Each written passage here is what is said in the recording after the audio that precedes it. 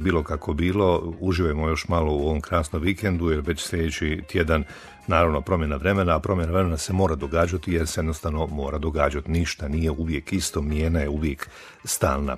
A mi ćemo danas odmah, sad za nekih par minuta, poslije jednog glazbenog broja, otići do jedne garaže u Splitu, dan otvorene garaže. Čućete o čemu je riječ, malo nostalgije, malo lijepe priče, malo oktana, pomiješani sa dvotaktolom. Na putu mi to nekako od kuće do posla, pa sam i pješke se jutros uputio i tamo preko puta one zgrade koju djeca ne vole, školska poliklinika na Skalicama, tamo su garaže, odavno već ispod škole na Skalicama i jedna otvorena garaža, bit će dan otvorene garaže danas. Sreli smo jednoga momka, entuzijastu, momka u, recimo tako, poznim, iako on sam kaže mlad sam, naravno, ali poznim momačkim godinama, ali naravno, oženjen je on, dvoje djece i velika strast i ljubav, možda i posao, dan otvorenih vrata, dan Tomosa. Šta je Tomos? Mlađe generacije koje su se rodile 90-ih i kasnije čak ni ne znaju o čemu je riječ, ali kažu mnogi na tome smo odrasli. Ako odičete u Lučicu, onda ćete vidjeti još uvijek jako puno Tomosa, ali govorimo o pentama. Ali za kratko smo stali i upitali Balda i napravili mali razgovor s njim. Ovo što vidimo, ovo je ono što se u stvari na ulicama već odavno ne vidi. Recimo mnoga automatika, a da ne govorim ovu staru kozu, moramo je tako nazvati, tako se je sve zvali. Ja ne znam kad sam zadnji put vidio u gradu. To je nestalo, šta ka? U Splitu i u Dalmaciji ih nećete više vidjeti, nešto malo po otocima, ali tamo u ravnoj Slavoniji i recimo sjeverni dio Hrvatske još uvijek ljudi voze. Dosta, dosta. Njima se zapravo desilo to da su došli jeftini kineski skuteri, a kako je ovo ipak trebalo koji put propuva svičicu i tako te neke stvari, a onda su ljudi rekli, ma šta, taj se ne kvari, ja ću ovo baciti u staro željezo. Da. I tad je to postalo staro željezo. A sad u Sloveniji, na primjer, je pravi pokret. Pokret je gorem, znate da je tvornica, nažalost, propala, privatizacija i u Sloveniji kao u Hrvatskoj, tamo je bilo za njihov novac, ovdje je za 1 kunu. I to jako davno, čini se, već 90. godina. Kraj 90-ih je to kleklo, ali pojavio se čovjek kojemu je ime Stevo Vujić, a Stevo Vujić je Drnišanin. Aha. Njemu je otac naše gore list i pošao je raditi u Kopar, u tvornicu i prenio je tu ljubav prema motorima na sina. I sad je otvorio čovjek muzej. U Drnišu? Ne, u Kopru, nažalost u Kopru. Tako da ima interesa i ja kad sam krenuo sa ovim projektićem, krenuo sam ima recimo 2,5 godine. Kupovao sam za 200 eura. Sad ispod 700 nema. Dobro, ima li još možda na poglasima da neko prodaje Zika, kako ga mi zovemo, automatika ili koza? Ima, ali morate pući u ravne dijelove Hrvatske. A ne u Splitu, ovdje u našoj županiji u blizini? U Splitu nisam već dugo vidio oglas. Par koza se prodavalo i to se odmah prodalo. Ja sam iz šale stavljao oglase, onda bi stavio nenormalne novce. I da vidite, ljudi me zovu. Jedan pomorac je baš ono, ajde molim te, nema tih nova, daću ti, ne brini. Ja govorim, ma ne bih, hvala. Oni koji su odrasli na tim motorima, tako i na našim cestama upravo zove. Ovdje vidim ovu plavu staru kozu, nazovemo je to tako, to je u stvari četvorka, tako, APN4.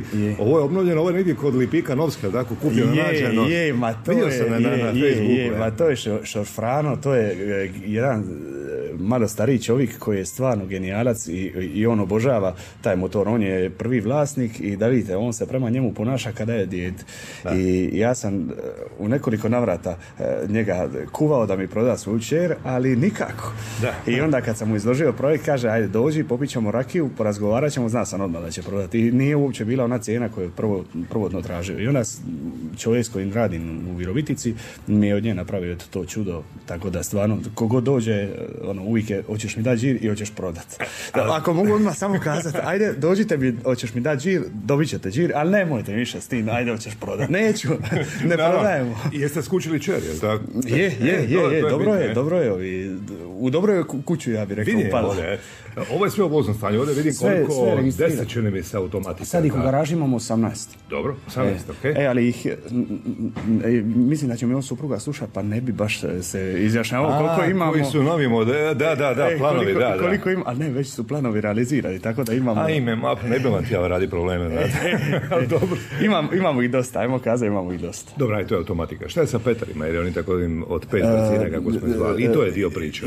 dio je priče, ali znate šta, nažalost ne mogu, kad me svak zove, otvoriti isti moment garažu, ali ćemo ovako povremeno otvarati i ljudi će se besplatno naravno provozati, ali za strance smo napravili program, to je kako ljeta da malo animirate, da imamo drugačiju neku priču i nažalost Amerikancu je sve automatik, tako mu je i život automatika, tako mu motor mora biti automatik, tako da smo išli na ovu najjednostavniju garnituru motora. Ali vidim, svi su prilično dobro očuvani. Ovdje je bilo i renoviranja i vraćanja iz starog u novo.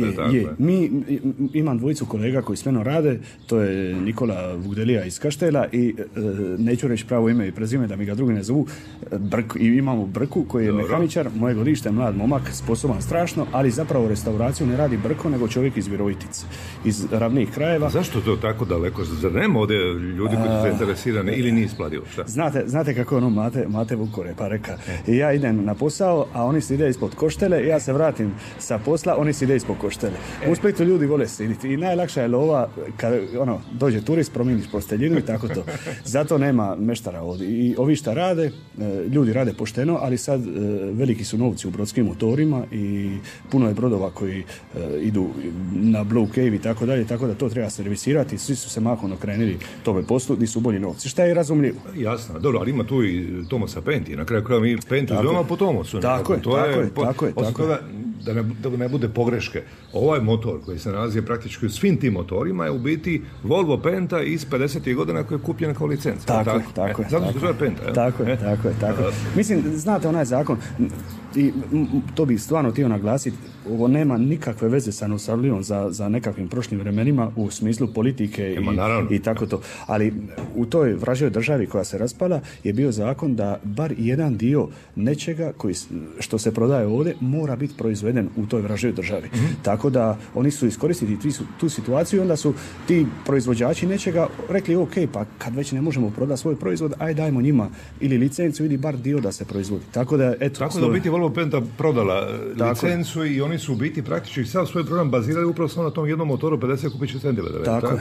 Tako je. Dobro, a što je sa marinskim programom, sa Pentama, niste to ne radite? Nisam, kažem, gospodin koji se bavi Tomusima u Sloveniji, se bavi i tim asortimanom, prezentira i tu stvar, a jednostavno mi smo se bazirali na ovo. Garaža na Skalicama od 11 sati, ili tako, zovete ljude na dane otvorene garaže. Tako je, malo vide ovako što se tu... Znate kako ono ide, malo se rugamo, na Pelješću imate dan otvorene vinarija, di se kuša vino, a ovdje ko želi kušat benzinu i oktan, može 2 ure s nama se pozabaviti i igrati.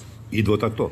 I dvotaktol, tako. A još ima za kupiti? Ima, normalno ima. Naravno stvar. Ali kako onda dvotaktol reagira s ovim novim benzinima, s ovim zelenima? Ma ljubi se. Ja? Dobro.